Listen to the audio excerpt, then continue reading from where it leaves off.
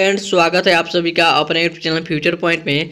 तो दोस्तों आज की इस वीडियो में मैं बताने वाला हूँ बिहार बोर्ड मैट्रिक परीक्षा 2026 के लिए साइंस का ऐसे क्वेश्चन जो बिहार बोर्ड में बार बार पूछे जाते हैं। तो इस वीडियो को शुरू से अंत तक देखिएगा, इस वीडियो को कहीं से स्किप मत कीजिएगा।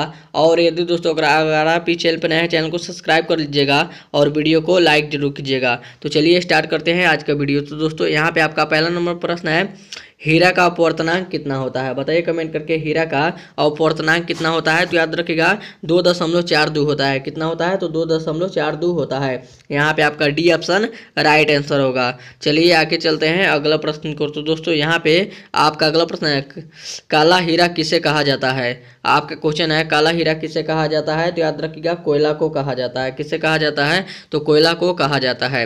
यहाँ पे आपका सी ऑप्शन राइट आंसर होगा। आगे बढ़ते हैं अगला प्रश्न को। तो दोस्तों यहाँ पे आपका अगला प्रश्न है, पौधों के मादा भाग को क्या कहते हैं? आपका क्वेश्चन है पौधों को मादा भाग को क्या कहते हैं? बताइए कमेंट करके क्या कहते हैं। याद रखिएगा जयांग कहते हैं। क्या कहते हैं? तो जयांग कहते हैं। यहाँ पे आपका ई ऑप्शन राइट आंसर होगा। चलिए आगे चलते हैं अगला प्रश्न को। तो दोस्तों यहाँ पे आपका अगला प्रश्न है, दाल किस पौष्टिक अंश का स्रोत है? आपका क्वेश्चन है दाल किस पौष्टिक अंश का स्रोत है? तो याद रखिएगा प्रोटीन का है। किसका है? तो प्रोटीन का है। यहाँ पे आपका ई ऑप्शन राइट आंसर होगा। आगे बढ़ते हैं अगला प्रश्न को। तो दोस्तों यहाँ पे आपका अगला प्रश्न है, मनुष्य में कितने प्रकार के दांत पाए जाते हैं? आपका क्वेश्चन है मनुष्य में कितने प्रकार के दांत पाए जाते हैं? तो याद रखिएगा 4 प्रकार के दांत पाए जाते हैं। कितने प्रकार के दांत पाए जाते हैं? तो 4 प्रकार के दांत पाए जाते हैं। यहाँ पे आपका डी ऑप्शन राइट आंसर होगा। चलिए आगे चलते हैं अगला प्रश्न को। तो दोस्तों यहाँ पे आपका अगला प्रश्न है, मूंगफली का सबसे बड़ा उत्पादक राज्य कौन है? बताइए कमेंट करके। आपका क्वेश्चन है मूंगफली का सबसे बड़ा उत्पादक राज्य कौन है? तो याद रखिएगा गुजरात है। कौन है? तो गुजरात है। यहाँ पे आपका ई ऑप्शन राइट आंसर होगा। चलिए आगे चलते हैं अगला प्रश्न को। तो दोस्तों यहाँ पे आपका अगला प्रश्न है, नींबू के रस का पीएच मान लगभग कितना होता है? आपका क्वेश्चन है नींबू रस का पीएच मान लगभग कितना होता है? तो याद रखिएगा 2.2 होता है। कितना होता है? तो 2.2 होता है। यहाँ पे आपका बी ऑप्शन राइट आंसर होगा। चलिए आगे चलते हैं अगला प्रश्न को। तो दोस्तों यहाँ पे आपका अगला प्रश्न है, तांबे की वस्तुएं पर हरी परत का जमना क्या कहलाता है? आपका क्वेश्चन है तांबे की वस्तुएं पर हरी परत का जमना क्या कहलाता है? बताइए कमेंट करके क्या कहलाता है। तो याद रखिएगा संक्षारण कहलाता है। क्या कहलाता है? तो संक्षारण कहलाता है। यहाँ पे आपका सी ऑप्शन राइट आंसर होगा। चलिए आगे चलते हैं अगला प्रश्न को। तो दोस्तों यहाँ पे आपका अगला प्रश्न है, पीएच स्केल पर शून्य प्रदर्शित करता है। आपका क्वेश्चन है पीएच स्केल पर शून्य प्रदर्शित करता है। तो याद रखिएगा क्या प्रदर्शित करता है? तो अधिक अम्लीयता को प्रदर्शित करता है। यहाँ पे आपका बी ऑप्शन राइट आंसर होगा। चलिए आगे चलते हैं अगला प्रश्न को। तो दोस्तों यहाँ पे आपका अगला प्रश्न है, दूध के दांत कितने होते हैं? आपका क्वेश्चन है दूध के दांत कितने होते हैं? तो याद रखिएगा 20 होते हैं। कितने होते हैं? तो 20 होते हैं। यहाँ पे आपका ई ऑप्शन राइट आंसर होगा। चलिए आगे चलते हैं अगला प्रश्न को। तो दोस्तों यहाँ पे आपका अगला प्रश्न है, शरीर का तापक्रम कौन नियंत्रित करता है?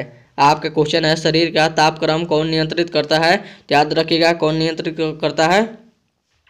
तो हाइपोथैलेमस करता है। कौन करता है? तो हाइपोथैलेमस करता है। यहाँ पे आपका limbs D option right answer होगा, हाइपोथैलेमस।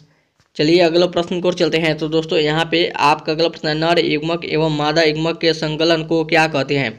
आपका क्वेश्चन है नर युग्मक एवं मादा युग्मक के संकलन को क्या कहते हैं? तो याद रखिएगा क्या कहते हैं? तो निषेचन कहते हैं। क्या कहते हैं? तो निषेचन कहते हैं।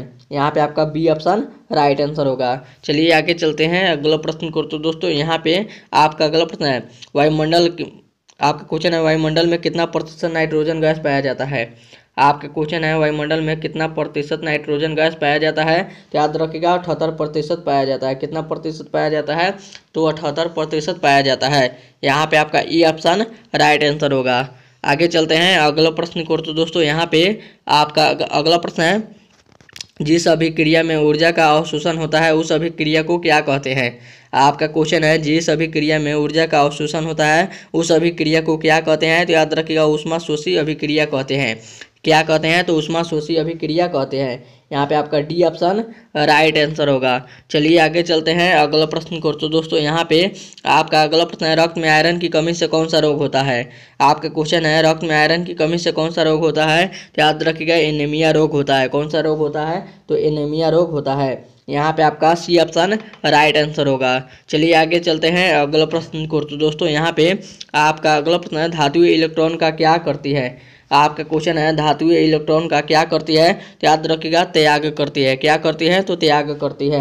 यहाँ पे आपका बी ऑप्शन राइट आंसर होगा। चलिए आगे चलते हैं अगला प्रश्न को। तो दोस्तों यहाँ पे आपका अगला प्रश्न है, निम्न में से किसका भंडारण सीमित है। आपका क्वेश्चन है, निम्न में से किसका भंडारण सीमित है, तो याद रखिएगा कोयला का भंडारण सीमित है। किसका भंडारण सीमित है, तो कोयला का भंडारण सीमित है। यहाँ पे आपका ई ऑप्शन राइट आंसर होगा। चलिए आगे चलते हैं अगला प्रश्न को। तो दोस्तों यहाँ पे आपका अगला प्रश्न है, खाने का सोडा का रासायनिक नाम क्या है।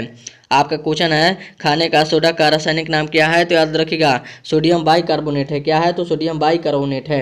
यहाँ पे आपका बी ऑप्शन राइट आंसर होगा। चलिए आगे चलते हैं अगला प्रश्न को। तो दोस्तों यहाँ पे आपका अगला प्रश्न है, त्वरित चालक किसका बना होता है। आपका क्वेश्चन है, त्वरित चालक किसका बना होता है, तो याद रखिएगा तांबा का बना होता है। किसका बना होता है, तो तांबा का बना होता है।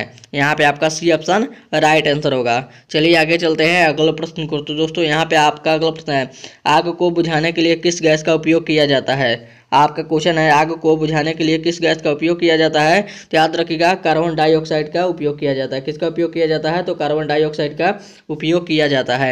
यहाँ पे आपका डी ऑप्शन राइट आंसर होगा। और ये था आपका वीडियो का लास्ट क्वेश्चन। अब वीडियो यहीं पर खत्म करते हैं। उम्मीद करते हैं वीडियो आप सभी को बहुत ही अच्छा लगा होगा। तो इस वीडियो में जाते जाते इस वीडियो को जरूर एक लाइक कर दीजिएगा और चैनल पर नया चैनल को सब्सक्राइब जरूर कीजिएगा।